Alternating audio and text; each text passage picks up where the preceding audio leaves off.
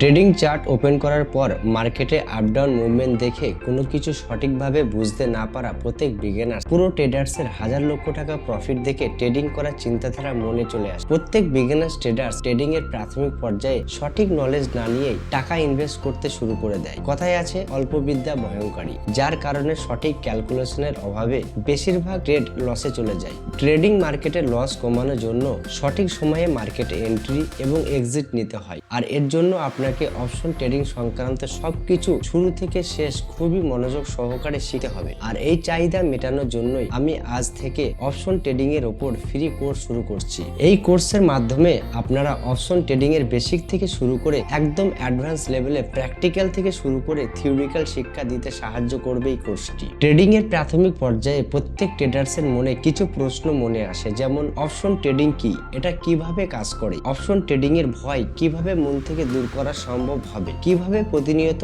Option trading থেকে ভালোভাবে টাকা উপার্জন করা সম্ভব হবে। আর এই জন্য একদম সহজ সরল শুদ্ধ বাংলা ভাষায় এই কোর্সটি তৈরি করা হয়েছে, যার ফলে যদি আপনার অপশন ট্রেডিং এর ব্যাপারে কোনরূপ ধারণা নাও থাকে তবুও আপনি অপশন ট্রেডিং ভালোভাবে বুঝতে পারবেন। অপশন ট্রেডিং কে ভালোভাবে বোঝার উদ্দেশ্যে এই কোর্সটি অনেকগুলো আলাদা আলাদা ভিডিওতে বিভক্ত করা হয়েছে। আর হ্যাঁ, এই কোর্সটি যদি আপনি সম্পূর্ণ মনোযোগ সহকারে দেখেন তাহলে আমার পক্ষ থেকে এটা গ্যারান্টি থাকবে যে অপশন ট্রেডিং এর বিষয়ে কোনো কিছু বোঝার জন্য আপনাকে অন্য কোনো ভিডিও দেখার প্রয়োজন পড়বে না। তাই দেরি না করে চলুন শুরু করা যাক অপশন ট্রেডিং কোর্সের প্রথম অধ্যায়। সর্বপ্রথম সবার মনে এই প্রশ্ন আসতেই পারে যে অপশন ট্রেডিং কি। এই যে অপশন ট্রেডিং এর মধ্যে যে অপশন কথাটি রয়েছে এর অর্থ কি বা এটা কিভাবে কাজ করে, চলুন আগে এই বিষয়টি পরিষ্কারভাবে বুঝে নেওয়া যাক। অপশন হলো একটি ডেরিভেটিভ। এই যে ডেরিভেটিভ শব্দটি অনেকে হয়তো আগে শুনেছেন, আবার অনেকে হয়তো প্রথম শুনছেন। সত্যি বলতে যদি আপনি ডেরিভেটিভ কি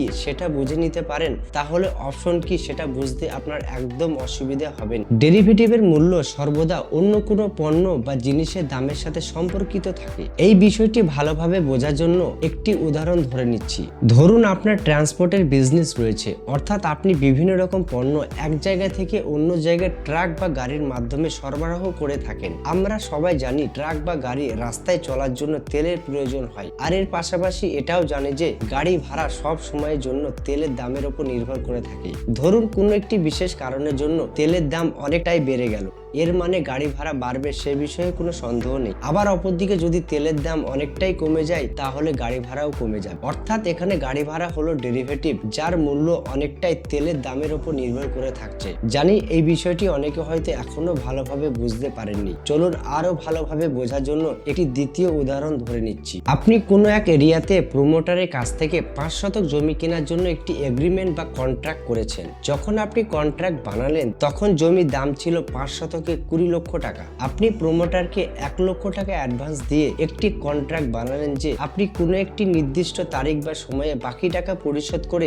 জমি আপনার নামে ট্রান্সফার করে নেবে। কন্ট্রাক্ট বানানোর ঠিক কিছুদিন পর আপনি কোনো এক মাধ্যম দিয়ে শুনতে পেলেন যে আপনি যেখানে জমি কিনছেন ঠিক তার পাশে একটি বড় রিসর্ট তৈরি হচ্ছে। এখন এটা স্বাভাবিক যে ওই জমির মূল্য রিসর্ট হওয়ার কারণে অনেকটাই বেড়ে যাবে। চলুন ধরে নেওয়া যাক জমিটির বর্তমান মূল্য 20 লক্ষ টাকা থেকে বেড়ে 30 লক্ষ টাকা হয়েছে। এমন পরিস্থিতিতে আপনার কোনো এক বন্ধু আপনাকে বলল যে তুই যে জমিটি কেনার জন্য কন্ট্রাক্টটা বানিয়েছিস সেটা আমাকে বিক্রি করে দে, এর জন্য আমি তোকে তুই যে মূল্য দিয়ে কন্ট্রাক্টটি বানিয়েছিলিস সেটা আমি তোকে দেবো, অর্থাৎ 1 লক্ষ টাকা তোকে দেবো। বর্তমান পরিস্থিতির দিকে তাকিয়ে আপনি নিশ্চয়ই জমিটি ওই ভ্যালুতে বিক্রি করবেন না, কারণ আপনি জানেন যে জমির বর্তমান ভ্যালু অনেকটাই বেড়ে গেছে। এখন আপনি আপনার বন্ধুকে একটা পয়েন্ট তুলে ধরলেন যে দেখ বন্ধু, তুই যদি বর্তমান পরিস্থিতির দিকে তাকিয়ে তুই আমার জমিটি আমার কাছ থেকে কিনতে চাস তাহলে তুই আমাকে 1 লক্ষ টাকা নয় 5 লক্ষ টাকা দে, কারণ জমিটি বর্তমান মূল্য 30 লক্ষ টাকা। তুই যদি আমার কাছ থেকে 5 লক্ষ টাকা দিয়ে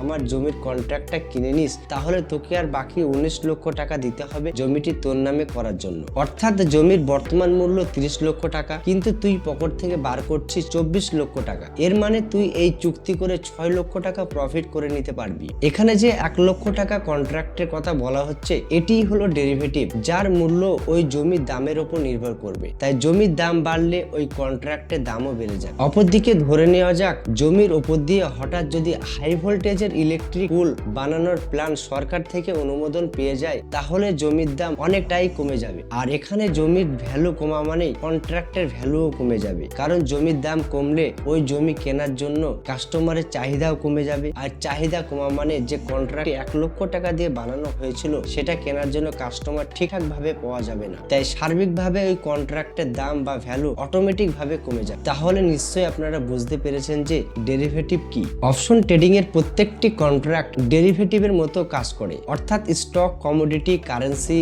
ইন্ডাইসিস অর্থাৎ নিফটি 50, ব্যাংক নিফটির সাথে ডেরিভেটিভের মধ্যে সম্পর্ক রয়েছে। ধরে নিন আপনি নিফটি 50-র মধ্যে একটি অপশন কন্ট্রাক্ট কিনেছেন, অর্থাৎ এই কন্ট্রাক্টটি নিফটি 50-র সাথে সম্পর্কিত থাকবে, যার ফলে নিফটি 50 দাম বাড়লে ওই পার্টিকুলার কন্ট্রাক্টের ভ্যালুও বেড়ে যাবে। ঠিক অপরদিকে যদি নিফটি 50 দাম কমে যায় তাহলে ওই পার্টিকুলার কন্ট্রাক্টের ভ্যালুও কমে যাবে। জানি অনেকের হয়তো বুঝতে সমস্যা হতে পারে, তাই প্রথমবার দেখার পর যদি না বুঝতে পারেন তাহলে ভিডিওটি বারবার মনোযোগ সহকারে দেখুন, কারণ অপশন ট্রেডিং এমন একটি বিষয় যেটি সম্পূর্ণভাবে বোঝার জন্য অনেকের বছরের পর বছর সময় লেগে যায়। যেহেতু আমি ফ্রিতে এসব কিছু শিখাচ্ছি, তাই আপনাদের কাছে আমার একটাই রিকোয়েস্ট, যদি ভিডিওটি ভালো লাগে তাহলে একটি লাইক আর সাবস্ক্রাইব করে দেবেন, কারণ আগামী দিনে option trading, share market, cryptocurrency, forex অর্থাৎ ট্রেডিং জগতে সব কিছুর ওপর অনেক ভিডিও আসতে চলেছে এই চ্যানেল। যদি সাবস্ক্রাইব না করে থাকেন তাহলে হয়তো ইউটিউব আপনাকে আমার পরবর্তী ভিডিওগুলোতে রিকমেন্ড নাও করতে পারে। চলুন টপিকে ফিরে আসা যায়। অপশন ট্রেডিং এর একটি গুরুত্বপূর্ণ পয়েন্ট রয়েছে যে option trading A option buyers এর কাছে কিছু ক্ষমতা দেওয়া হয়, যার কারণে অপশন বায়ার্স চাইলে কন্ট্রাক্ট রাখতেও পারে, আবার কন্ট্রাক্ট সম্পূর্ণ না করে বাতিলও করে দিতে পারে। কিন্তু অপরদিকে অপশন সেলার্স যেভাবে হোক না কেন কন্ট্রাক্ট সম্পূর্ণ করার চেষ্টার কোনো ত্রুটি রাখবে না। চলুন এটা একটি উদাহরণ দিয়ে বুঝে নেওয়া। এই বিষয়টি বোঝার জন্য পুনরায় জমির উদাহরণ নিলাম। আপনি যে জমিটি কিনতে চাইছেন তার মূল্য 20 লক্ষ টাকা, কিন্তু আপনি কোনো এক মাধ্যম দিয়ে খবর পেয়েছেন যে খুব তাড়াতাড়ি জমির পাশে একটি বড় রিসর্ট তৈরি হবে, যার কারণে জমির মূল্য বেড়ে 30 লক্ষ টাকা হয়ে যাবে। কিন্তু আপনার কাছে জমি কেনার জন্য সম্পূর্ণ টাকা নেই, তাই আপনি চালাকি দেখিয়ে প্রমোটারকে বললেন যে আমি বর্তমানে 1 লক্ষ টাকা দিয়ে জমির কন্ট্রাক্টটি বানাচ্ছি, জমি আমার নামে ট্রান্সফার হওয়ার সময় আমি বাকি টাকা পরিশোধ করে জমিটি আমার নামে করে নেব। কন্ট্রাক্ট তৈরি হওয়ার সময় আপনি নিজের মনে মনেই কল্পনা করছেন যে আমার কাছে তো 20 লক্ষ টাকা নেই জমি কেনার জন্য, কিন্তু কিছুদিন পর যখন জমির পাশে বড় রিসর্ট তৈরি হওয়ার কাজ শুরু হয়ে যাবে তখন জমির মূল্য বেড়ে 30 লক্ষ টাকা হয়ে যাবে। তখন আপনি অন্য কোনো ব্যক্তিকে ওই জমিটি 30 লক্ষ টাকা বিনিময়ে বিক্রি করে দেবেন। 30 লক্ষ টাকার মধ্যে আপনি 19 লক্ষ টাকা ওই প্রমোটারকে দিয়ে জমি কন্ট্রাক্টটি সম্পূর্ণ করবেন, আর এই কন্ট্রাক্টটি করে 10 লক্ষ টাকা আপনার পুরোটাই লাভ হয়ে যাবে। কিন্তু আপনি যেমনটা ভেবেছিলেন তার ঠিক উল্টোটা হলো। জমির পাশে রিসর্ট হওয়ার পরিবর্তে হাই ভোল্টেজে পুল বসানোর কাজ শুরু হয়ে গেছে, যার ফলে জমির মূল্য 20 লক্ষ টাকা থেকে কমে 15 লক্ষ টাকা হয়ে গিয়েছে। এখন আপনার কাছে আমার প্রশ্ন এটাই, এই পরিস্থিতিতে আপনি কি ওই জমিটি 20 লক্ষ টাকা দিয়ে কিনতে যাবেন? এর স্বাভাবিক উত্তর হবে না, আপনি কোনোভাবেই কিনবেন না, কারণ আপনি জানেন যে এমন পরিস্থিতিতে ওই জমিটি কিনলে আপনার 5 লক্ষ টাকা লস হয়ে যাবে, কারণ জমির মূল্য কমে 15 লক্ষ টাকা হয়ে গিয়েছে। তাই আপনি জমি না কিনে 1 লক্ষ টাকা দিয়ে কন্ট্রাক্ট বানিয়েছিলেন সেটা আপনি ক্যান্সেল করে দেবেন, কারণ কন্ট্রাক্ট বাতিল করলে শুধুমাত্র কন্ট্রাক্ট এর মূল্য রাশিটাই, অর্থাৎ এখানে 1 লক্ষ টাকায় লস হবে। প্রত্যেক অপশন কন্ট্রাক্ট ঠিক এইভাবেই কাজ করে। এখানে অপশন কন্ট্রাক্টের অপশন বায়ার্স এই ক্ষেত্রে সেটা হলেন আপনি, যিনি 1 লক্ষ টাকা দিয়ে কন্ট্রাক্ট বানিয়েছিলেন।